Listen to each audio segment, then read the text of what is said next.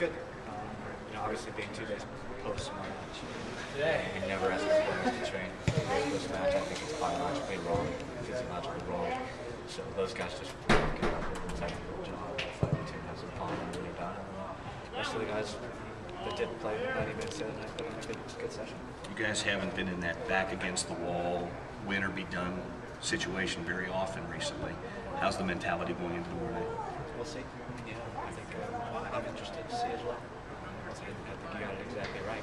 We've had a big cushion since probably the first third of the season. We've been so well over the first half of our regular season that we've given ourselves a big cushion, and I think honestly we're taking full advantage of that cushion right now in a bad way. But this is the first time that the guys have clearly been have their backs against the wall, and we must win tomorrow night. So I'm very interested to see what kind of response we get. Is it just you want to maintain the typical focus though of wanting to just get the win and not put extra emphasis on it for pressure? Yeah. I just think that if you spend all your time talking about a result, you forget to talk about all the things that you need to get the result. Hey, ¿cómo está? ¿Todo bien? For me, it's just, hey guys, spell it out to them very clearly. If we lose or draw, we feel odds are that we'll be done with this tournament. So there's only one result that's acceptable. The thing that I think is very good for us, actually, and it's been made a lot of that we've suffered some for that mentality, but we had that mentality all season. We were at home again, so it won't be anything new for our players. It's a scouting report on Toro, and what do you know about him right now? Not much. We have gotten no video of them. We think it's either because of the Olympics they weren't televising their games, or just the fact that we couldn't get it from any cable source or satellite source, so we have zero game video. We have individual players that we can scout, talk about, and have our defenders look at, but other than that we have nothing, so which may be a good thing.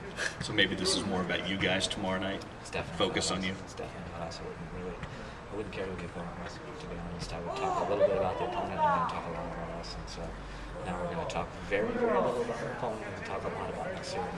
As you look at the last stretch of games where you haven't gotten results, when you look back on them, scout them, do whatever you do, is there a common thread? Is there one missing ingredient in some of those matches?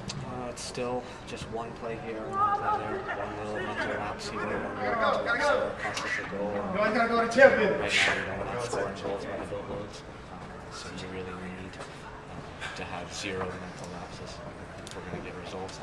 Listen, it's the way it is at the end of the season. Every team now has been together long enough that we're not playing disorganized, we're not playing teams that are going to make 10 mistakes a game. So we've just got to continue to try to improve on that. And I think we're very close. It's my honest opinion. We're very close. I'm working on a feature on just the attendance, the increased attendance, the overall build-up of attendance over the years for the franchise. And I know that even in the early days when the team wasn't very good, they were still getting a nice core group. How much does it matter to the players, and how much do they notice as the attendance increases? And I know you've spoken about it before. Yeah, it's for me, it's almost immeasurable. I mean, it is so important that we have a good fan base here, that we have a fan base that's loud at the right times, that we have a fan base that's also supportive. Even when we were bad, they weren't out here booing us. And so they've shown to always get our backs and be part of our family. And I think that you don't really appreciate how it is until you go to some other places around the league and there's nobody in the stands.